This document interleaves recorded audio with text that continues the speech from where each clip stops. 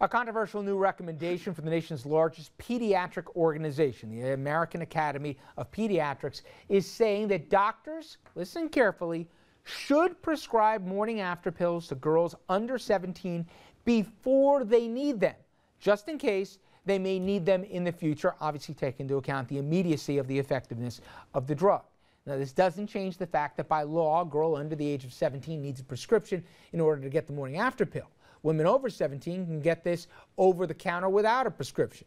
The policy recommendation, it's meant to help reduce consistently high teen pregnancy rates in the U.S. Teen pregnancies have actually declined over the past couple decades, but the U.S. still has the highest teen pregnancy rate of any developed country, and by a lot.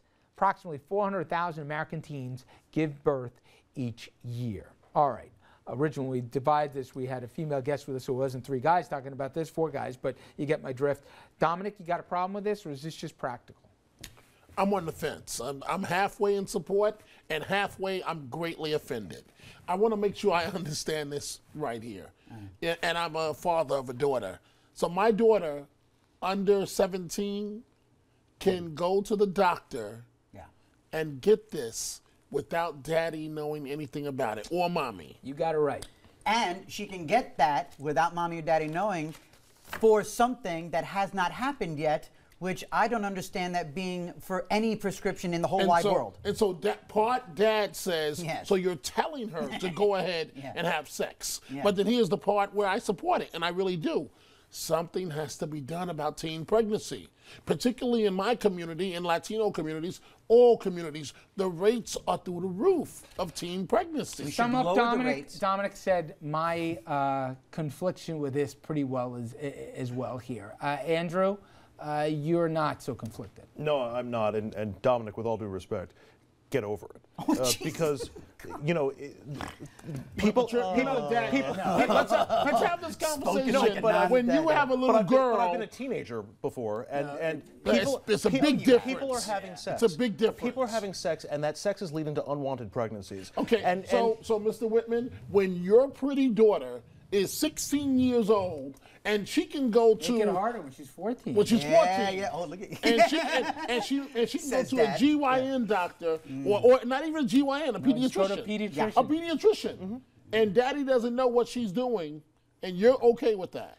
I hope that my relationship with my daughter or my son would be good enough so that I would have that conversation with them and help them to make the right decisions. If for any reason Andrew, you said you were a teenager at one point. Did you really go to mom and dad about everything? If for any reason, he might have. If for any reason that message doesn't get through and decisions are made that could impact the rest of their lives, I want them to have access to whatever tools they think they should have. I hear your point, but I think it's a false choice because, and again, and like Dominic, I'm conflicted. And my opinion, by the way, has changed now that I do have kids, including 2 daughters, okay?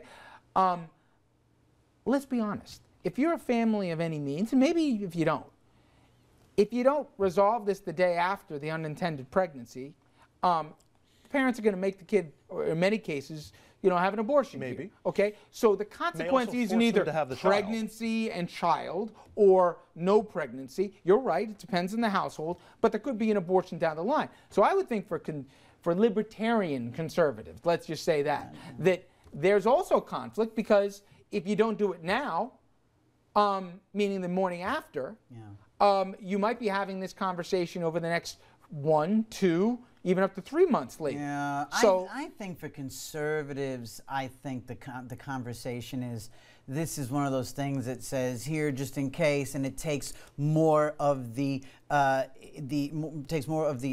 drama, the import of that decision to have or not have sex. It takes more of the impact out of it. And let's just say, I think the biggest crock out of this whole thing, and by the way, studies have backed this up, that I know what you're saying, Don, but no kid all of a sudden is going to be like, oh, now that I got the pill, this means I should go out and have sex. They're going to have sex or they're not going to have sex. Not should, but could with less. Let's give kids a little bit more credit. What I really have a major issue is that for an involved parent, okay, and I get the other side that not every, how do you decide, but for a parent that is invested, that you're not even part of the conversation is all, and a 13, 14, 15-year-old kid can be having a conversation with what is relatively a stranger, a pediatrician, and they're making adult decisions without any input of the parents. And please, if we say, I can have the best relationship with my kids, not every kid's going to go to mom and dad and say, hey, by the way, I'm thinking of hitting up with Johnny over here, but don't worry, I got the morning after pill. I'm all good. Richard, you know one other thing I'm offended by this? All the onus is on the girl here. She's not the only one making the baby. I mean, I'm just, you know, what about the guy? What about the young man? What responsibility does he have in all of this?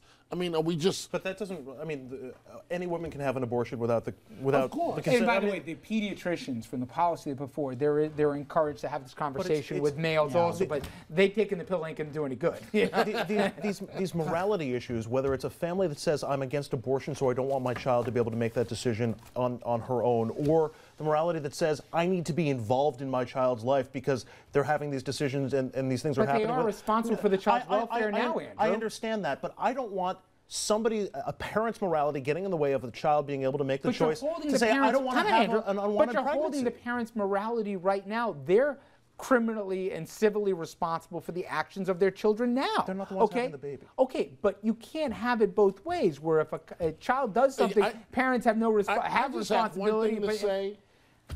16 years from now, it's a big deal. You know, 16 really years from now, Andrew, I want to be around when you have that daughter, and I want to have this conversation. Andrew, I used to hate that argument, but it does change things. Whatever it's worth, it does. It changes greatly, it does. And any father will tell you that. And once you have a little girl. I'm not sure if I had to. I probably would side with your argument in this overall, but like you, I'm conflicted on this one. We take a quick break. When we come back, we got some real politics here. We got it all from Christie in Jersey now, saying he's going to throw his hat in the ring again, to Governor Christie in Florida with some really surprising acknowledgments. Stay with us, everyone. We'll be right back.